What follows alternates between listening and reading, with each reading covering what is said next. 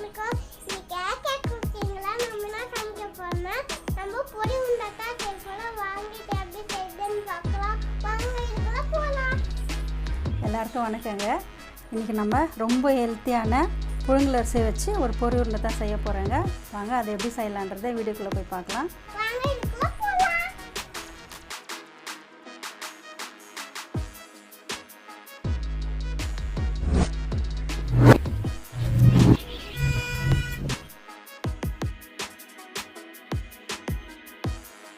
இப்போ பாருங்கள், நம்ம பொரி உருண்டை செய்கிறதுக்கு ஒரு கிளாஸ் புழுங்கல் அரிசி எடுத்து வச்சுருக்கேங்க. எடுத்து கழுவி க்ளீன் பண்ணி காய வச்சு வச்சுருக்கேங்க. அதை வந்து நம்ம ஒரு பேனில் போட்டு வறுத்து எடுத்துக்கலாம். இப்போ அரிசி நம்ம போட்டாச்சுங்க. இதை வந்து கொஞ்சம் நல்ல கலர் மாதிரி லைட்டாக பொரிஞ்சு வரணுங்க. அது வந்து நம்ம சாப்பிடும்போது பொரி சாப்பிட்ற மாதிரி இருக்கும். அந்த அளவுக்கு இந்த அரிசி பொரிஞ்சு வரணுங்க.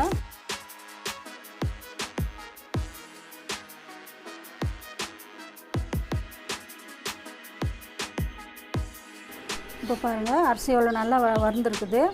இப்போ நாம் இதை ஒரு பவுலில் மாற்றிட்டு ஆற வச்சு மறுபடியும் போய்ட்டு மிக்சியில் அரைச்சிட்டு வந்துடலாங்க.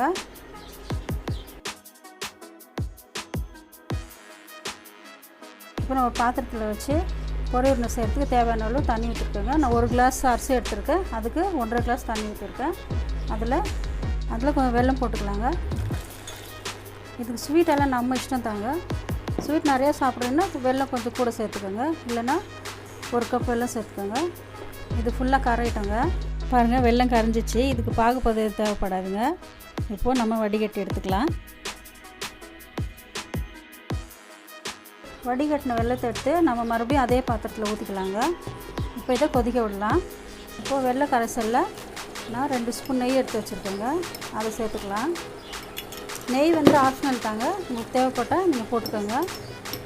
ஒரே ஒரு பிஞ்ச் உப்பு போடுறேங்க. இந்த உப்பு எதுக்கு போடுறதுன்னா, நம்ம எந்த ஸ்வீட் செஞ்சாலும் ஒரு பிஞ்ச் உப்பு போடுங்க, டேஸ்ட் ரொம்ப நல்லாயிருக்கும். இப்போ பாருங்கள், அரிசி சூடாரிச்சு. நம்ம போய்ட்டு மிக்சியில் போட்டு அரைச்சின்னு வந்துடலாங்க. நம்ம இதை கொட்டி மிக்ஸ் பண்ணிக்கலாம். இப்போ பாருங்கள், தண்ணி கொதிச்சு நம்ம மாவு கொட்டுந்துமே எப்படி கலந்து வருது பாருங்கள். நம்ம எடுத்த அரிசிக்கும் நான் 1 கிளாஸ் அரிசிக்கு 1.5 கிளாஸ் தண்ணி எடுத்துருக்கேன், 1 கப் வெல்லம் எடுத்துருக்கேங்க. இதுக்கு எல்லாமே கரெக்டாக ஆகிடுச்சு பாருங்கள்.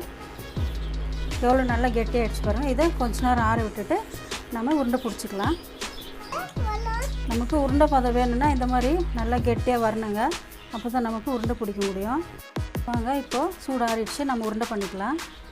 கொஞ்சம் சூடு இருக்குங்க, இருந்தாலும் அந்த சூடோடு உருண்டை பண்ணால் சீக்கிரமாக உருண்டை நிற்கும். இந்த உருண்டை பண்ணதுக்கப்புறம் தேங்காய் துருவலில் போட்டு ரோல் பண்ணி எடுத்துக்கலாங்க.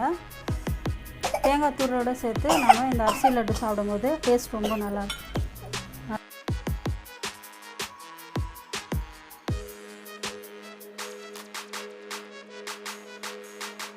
பாருங்கள், நமக்கு ரொம்ப ஹெல்த்தியான பொரி உருண்டை ரெடி ஆகிடுச்சுங்க. நம்ம நார்மலாக சாப்பிட்ற பொரியில் செய்கிறது அது பொரி உருண்டை தாங்க. நம்ம அரிசியை வறுத்து பொரி வர அளவுக்கு அரிசியை வறுத்து செய்கிறதுனால இதுக்கு பேர் பொரி உருண்டை தாங்க. இது ஒரு பாரம்பரியமான ஹெல்த்தான டிஷ்ஷுங்க. இது நீங்களும் குழந்தைங்களுக்கு செஞ்சு கொடுங்க, ரொம்ப நல்லாயிருக்கும்.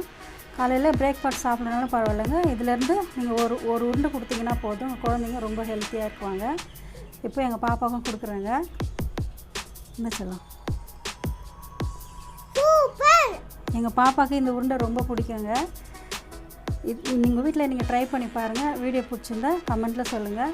இந்த வீடியோ பிடிச்சா லைக் பண்ணுங்கள், ஷேர் பண்ணுங்கள், கமெண்ட் பண்ணுங்கள். மறக்காமல் சப்ஸ்கிரைப் பண்ணுங்கள். நன்றி, வணக்கம்,